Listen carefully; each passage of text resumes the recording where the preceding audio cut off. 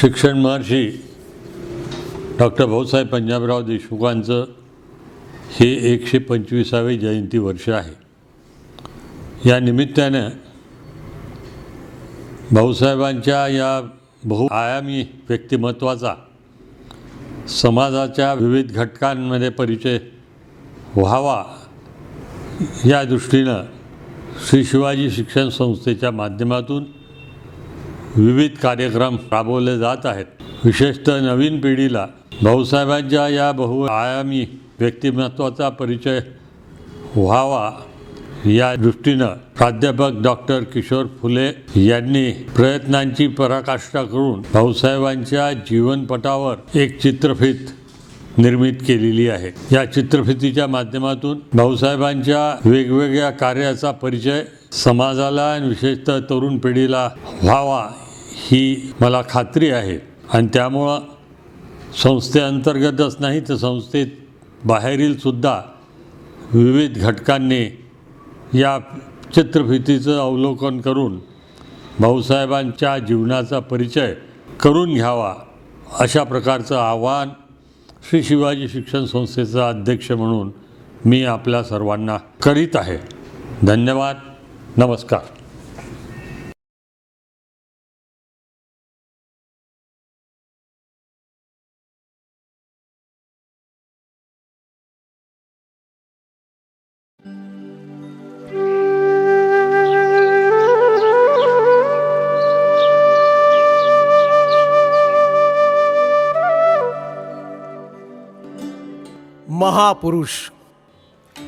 महापुरुष तेजस्वी सूर्याप्रमाणे आपलं जीवन उजळून टाकतात. भूतकाळाच्या पार्श्वभूमीवर वर्तमानात अलौकिक कार्य करून समाजाचं उन्नत भविष्य ते निर्माण करतात. ते द्रष्टे असतात. महापुरुषांच्या या प्रकाश पर्वानं आपल्या पिढ्या उजळून निघतात. डॉक्टर पंजाबराव उपाख्य भाऊसाहेब देशमुख या द्रष्ट्या महापुरुषानं आपलं आयुष्य उजळून टाकलं आहे. अमरावती जिल्ह्यातील पापळ हे आडवळणाचं गाव. पापाई देवी हे या गावाचं ग्रामदैवत. याच पापळ गावात शामराव बापू आणि राधाबाई देशमुख या दाम्पत्याच्या पोटी याच घरात पंजाब हे नररत्न जन्माला आलं. 27 डिसेंबर 1898चा तो दिवस होता. त्या दिवशी गीता जयंती होती. पंजाबचं बालपण पापळलाच गेलं. उपजत बुद्धिमत्ता आणि विलक्षण प्रतिभा पंजाबला लाभली होती. त्यामुळंच पंजाबचा प्रवास डॉक्टर भाऊसाहेबांपर्यंत झाला. भाऊसाहेबांचं 3री पर्यंतचं प्राथमिक शिक्षण पापळलाच झालं. पापळला 3री नंतर शाळा नसल्यानं 1 वर्ष पुन्हा 3रीतच काढावं लागलं. 4थीपासून ते मामाच्या गावी सोनगावला गेले.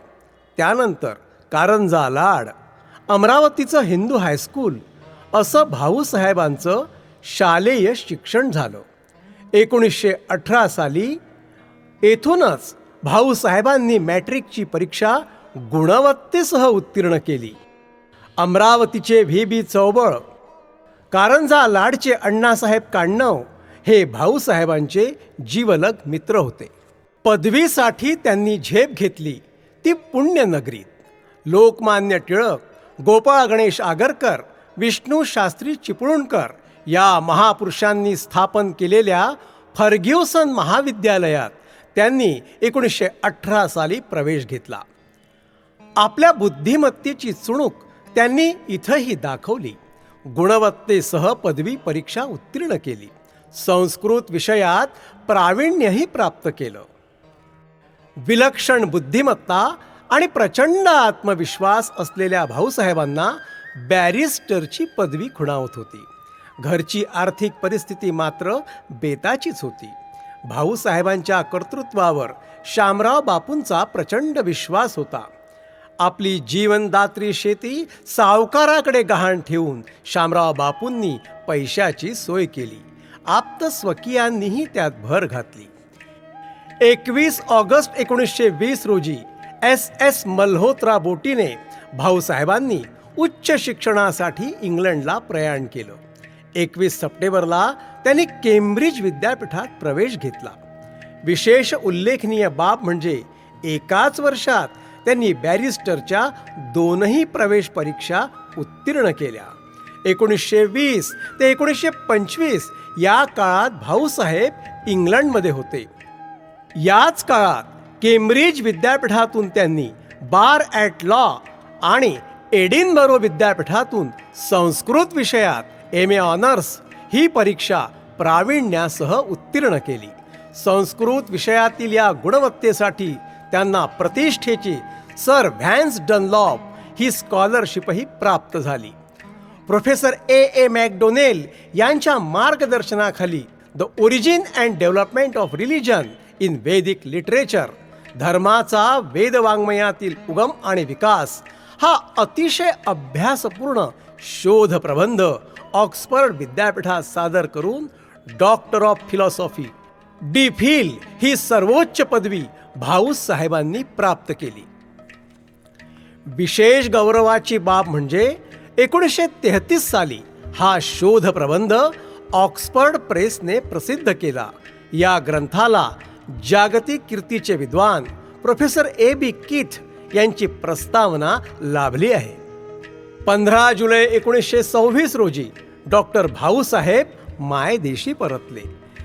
पापळच्या एका शेतकऱ्याचा मुलगा बॅरिस्टर, संस्कृत पंडित अशा सर्वोच्च पदव्या घेऊन भारतात परतला होता.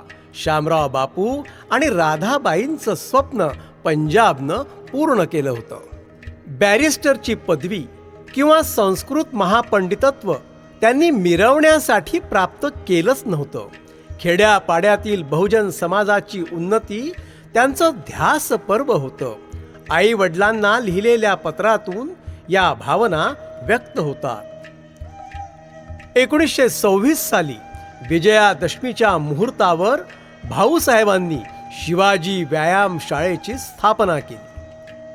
त्यांचं अंतःकरण विशाल होतं आणि दृष्टी समाज सुधारकाची होती. कर्मयोगी गाडगेबाबा, राष्ट्रसंत तुकडोजी महाराज त्यांचे आदर्श होते. त्यामुळेच डिसेंबर 1926 साली त्यांनी सर्व जाती धर्माच्या मुलांसाठी श्रद्धानंद वसतिगृहाची स्थापना केली. ही क्रांतिकारक कृती होती. या वसतिगृहातील मुलांसाठी गाडगेबाबा ताट, वाट्या, कपडे, धान्य व धनिकांकडून पैसेही आणत.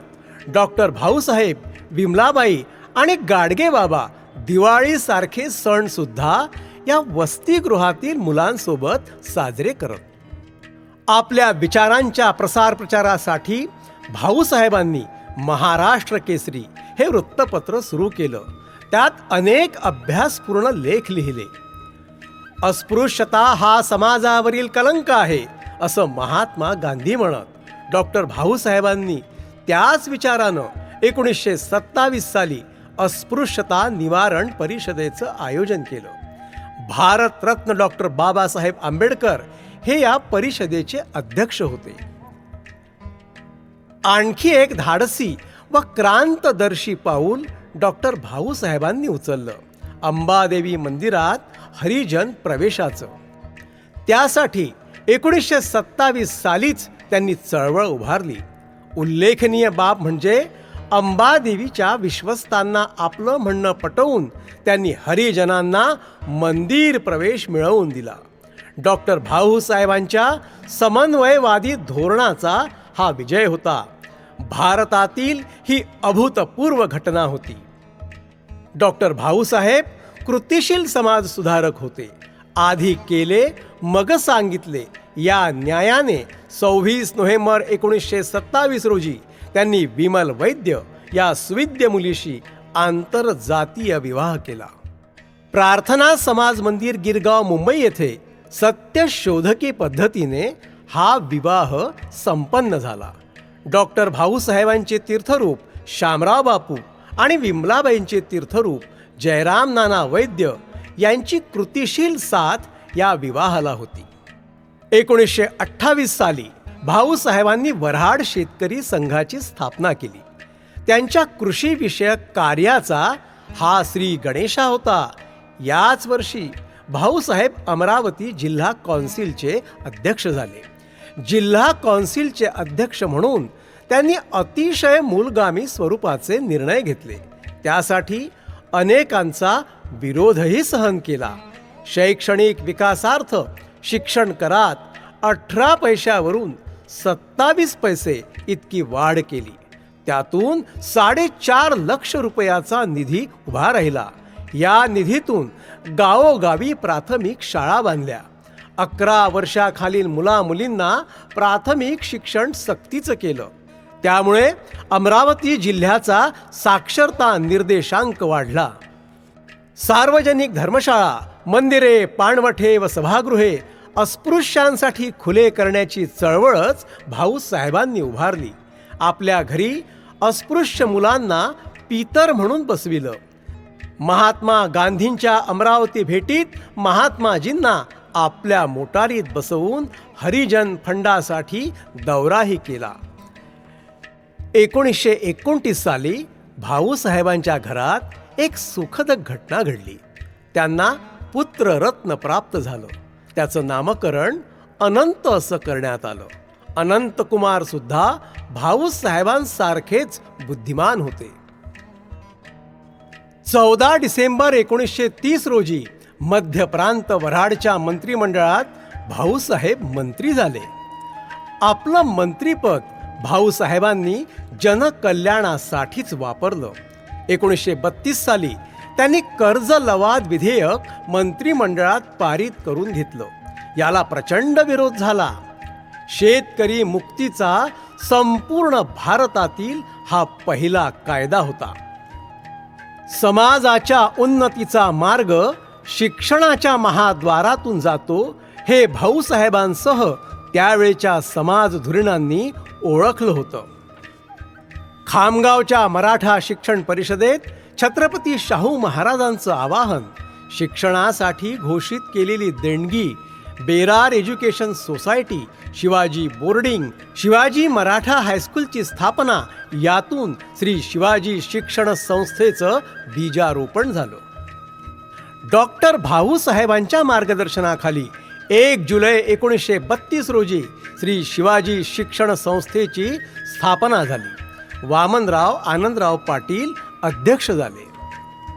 संस्थेच्या स्थापनेत LM Mahajan, VK Deshmukh, Gulabrao Deshmukh, BY भोपळे, श्री नगरकर, VG टाकोडे या त्यागी शिक्षकांचा व काशीराव बापू देशमुख, भाऊसाहेब गुंड मोर्शीकर, SV देशमुख, श.य. पाटील या समाज धुरीणांचा महत्त्वपूर्ण सहभाग होता. संस्था पदाधिकाऱ्यांच्या आग्रहावरून 1937 साली डॉक्टर भाऊसाहेब श्री शिवाजी शिक्षण संस्थेचे अध्यक्ष झाले. 1939 साली डॉक्टर भाऊसाहेबांना तहहयात अध्यक्ष करण्याचा ठराव पारित झाला. अखेरपर्यंत डॉक्टर भाऊसाहेब श्री शिवाजी शिक्षण संस्थेचे अध्यक्ष होते. श्री शिवाजी शिक्षण संस्थेची स्थापना हा खेड्यापाड्यातील बहुजन समाजाच्या प्रगतीचा पाया ठरला. गावोगावी शाळा निघाल्या. शेतकरी शेतमजुरांच्या उंबरठ्यापर्यंत शिक्षण पोचलं. नांगर धरणाऱ्या शेतकऱ्यांच्या हातात लेखणी आली. गायवाड्याच्या शाळा झाल्या आणि गायीच्या हंबरण्याला भोपाळीचं मोल आलं. गावकुसातील मुलं शिक्षणाच्या प्रवाहात आली. विशेषतः मुलींच्या शिक्षणाची सोय झाली. श्री शिवाजी शिक्षण संस्था हे भाऊसाहेबांचं दुसरं अपत्यच होतं. मुलाप्रमाणे त्यांनी संस्था सांभाळली. संस्था आर्थिक अडचणीत असताना स्वतःचा राहता बंगलाही गहाण ठेवला. त्यासाठी 20,000 रुपयांचं कर्ज काढलं. कर्मचारी शिक्षकांचे पगार केले. असे संस्था चालक दुर्मिळच म्हटले पाहिजे. भारत सेवक दलाची स्थापना, अमरावती येथे अखिल भारतीय मराठा शिक्षण परिषदेच्या 26व्या अधिवेशनाचं आयोजन, देवास संस्थांचे मंत्री व प्रमुख सल्लागार, देशगौरव नेताजी सुभाषचंद्र बोस यांच्या आझाद हिंद सेनेचा निःशुल्क चालविलेला खटला, शहाजी राजांच्या कर्नाटकातील हौदागिरी येथील समाधीचा जीर्णोद्धार अशी कितीतरी महत्त्वाची कार्ये भाऊसाहेबांनी 1938 ते 1944 या काळात केली.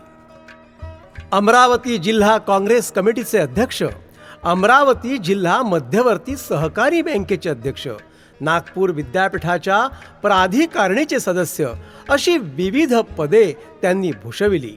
नागपूर विद्यापीठाने 1948 साली LLD ही पदवी देऊन भाऊसाहेबांचा गौरव केला.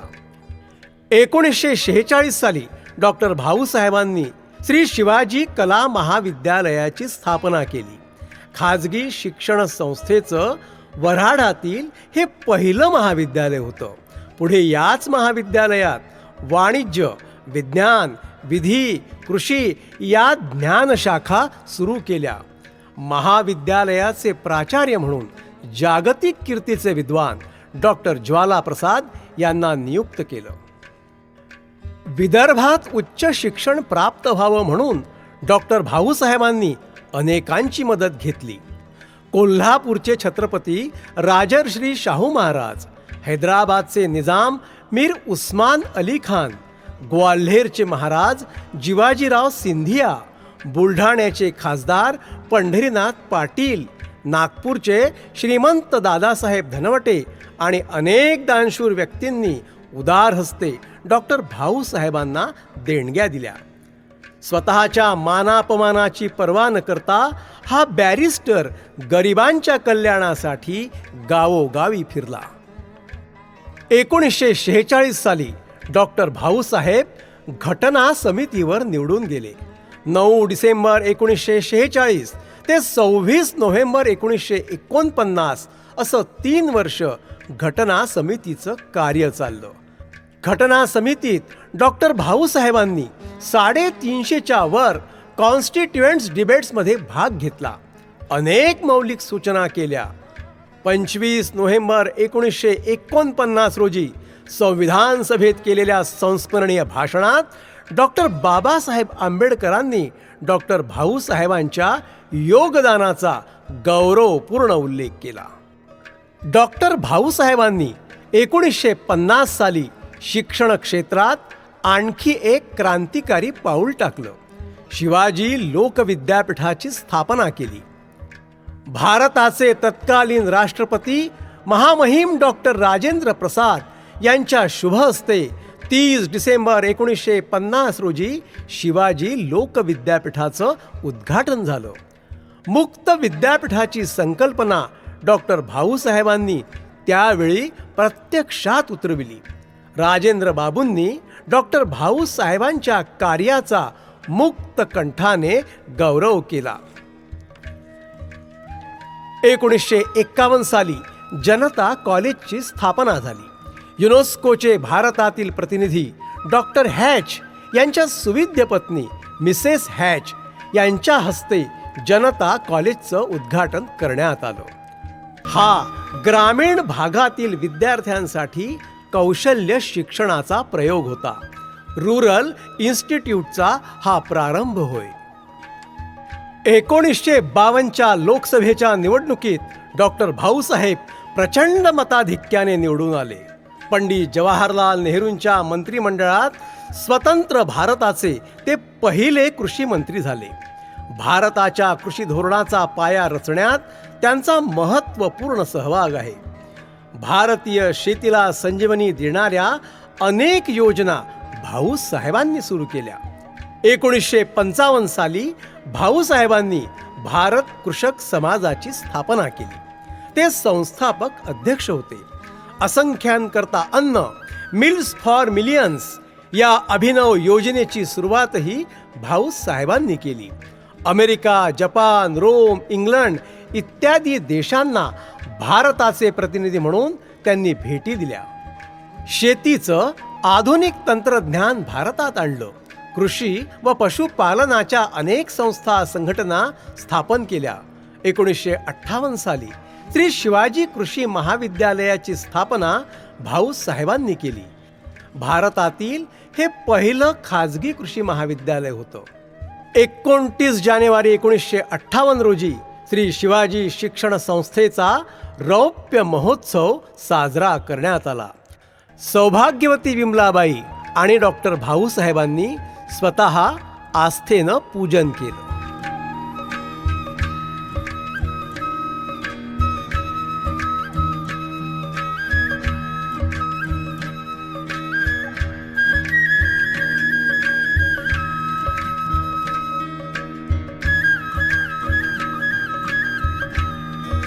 शहरातून भव्य मिरवणूक काढण्यात आली.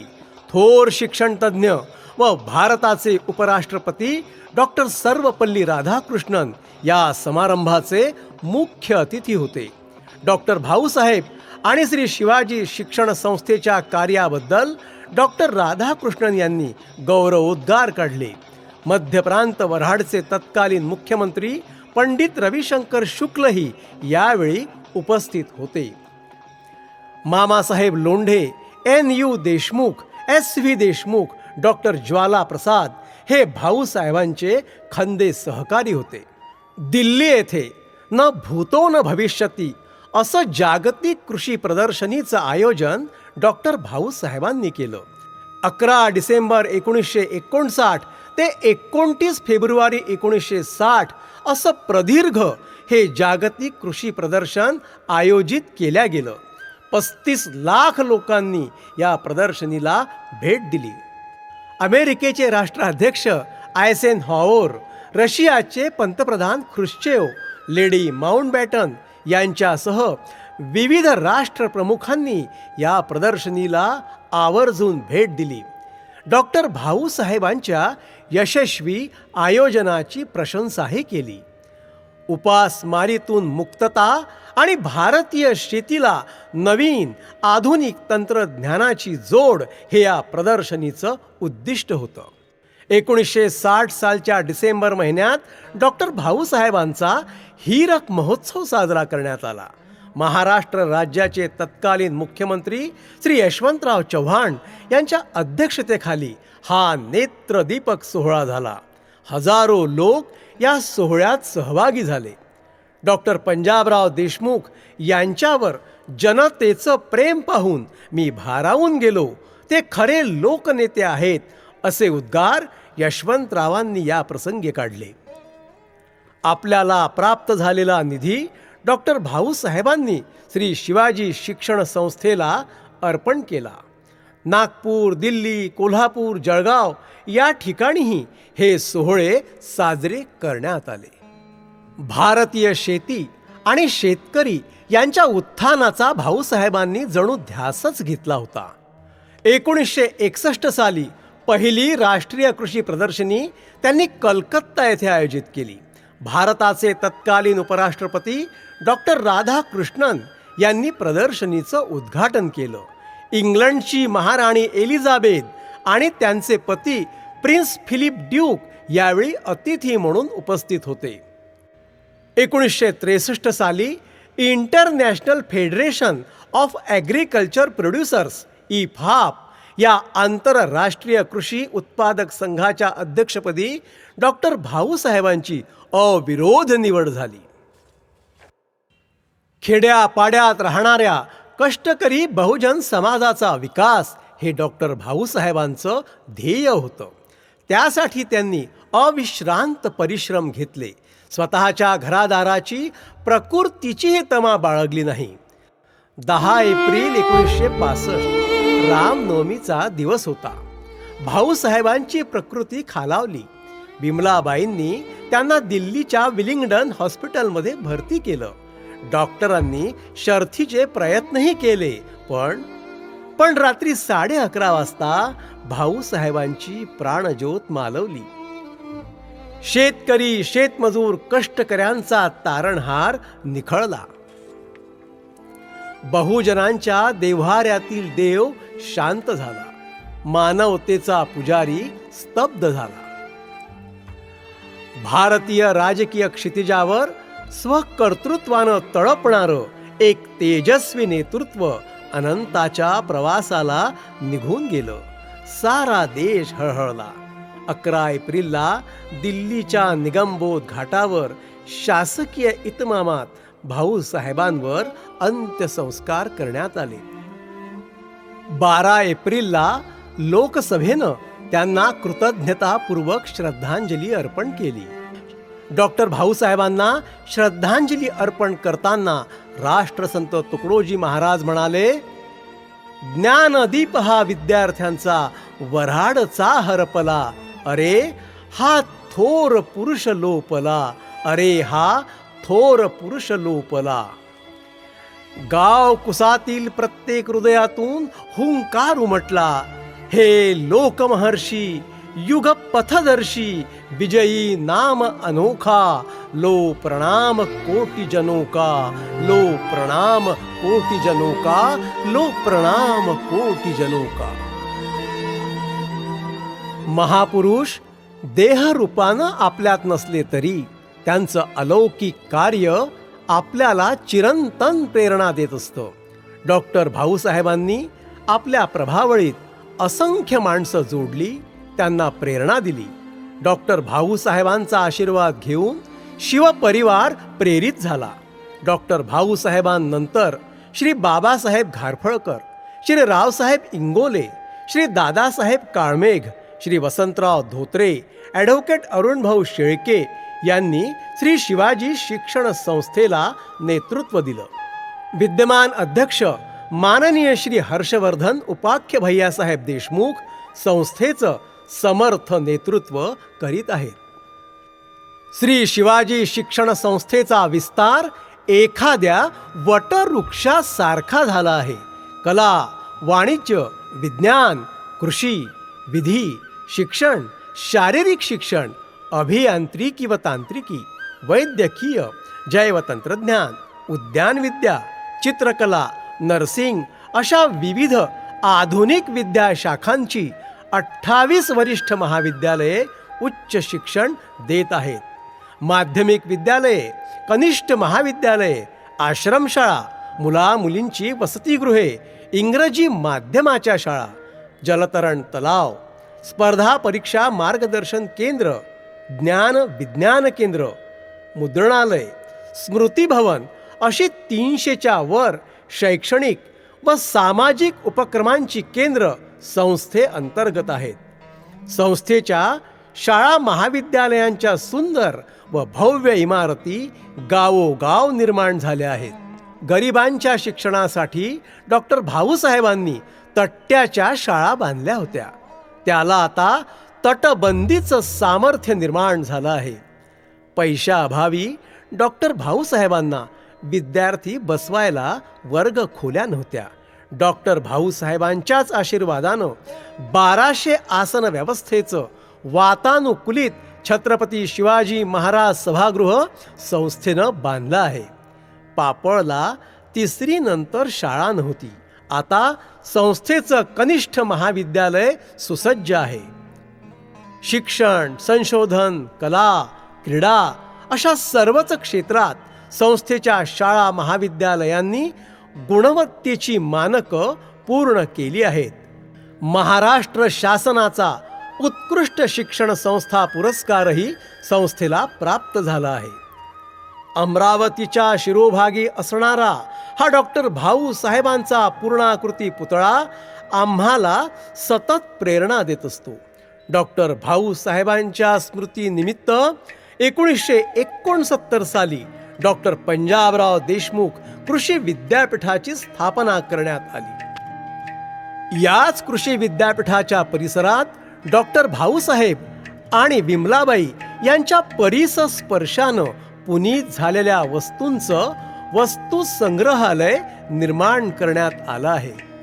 डॉक्टर भाऊसाहेबांच्या स्मृतीप्रित्यर्थ त्यांच्या जन्मशताब्दी वर्षात भारत सरकारनं टपाल तिकीटही काढलं. 1986 साली माजी राष्ट्रपती ग्यानी झैलसिंह यांच्या उपस्थितीत डॉक्टर भाऊसाहेबांना कृषी रत्न ही उपाधी देण्यात आली. 2006 साली संसदेच्या मध्यवर्ती सभागृहात डॉक्टर भाऊ साहेबांचं भव्य तैलचित्र लावण्यात आलं. श्री शिवाजी शिक्षण संस्थेनं डॉक्टर भाऊ साहेबांच्या जन्मशताब्दी वर्षानिमित्त त्यांच्या अखंड स्मृती जागवणारं सुंदर डॉक्टर पंजाबराव देशमुख स्मृती भवन निर्माण केलं. या महामानवाचा जीवनपट अत्यंत कल्पकतेनं या स्मृती भवनात रेखाटला आहे. त्यांचं विविध क्षेत्रातलं अद्वितीय कार्य अधोरेखित केलं आहे. मुख्य म्हणजे डॉक्टर भाऊ साहेबांचा पवित्र अस्थि कलश हे या स्मृती भवनाचं मर्मस्थान आहे. या अस्थि कलशातून निघणारे तेजो किरण आजही आपल्याला उजळून टाकतात, उजळून टाकत राहतील. डॉक्टर भाऊ साहेबांच्या अष्टपैलू व्यक्तिमत्वाला अभिवादन करताना म्हणावंसं वाटतं, तू ज्ञानाचे गाणे भाऊ, तू सूर्याची भाषा, तमो युगाला उजळून गेल्या तव किरणांच्या रेषा. सात पुड्याचा उंच कडा तू, तूच पूर्णा माई, तू मजुरांचा महादेव गा, तू दलितांची आई. छत्रपतीच्या ज्ञानपोईचा केला तूच गणेशा, तू ज्ञानाचे गाणे भाऊ, तू सूर्याची भाषा, तमो युगाला उजळून गेल्या तव किरणांच्या रेषा.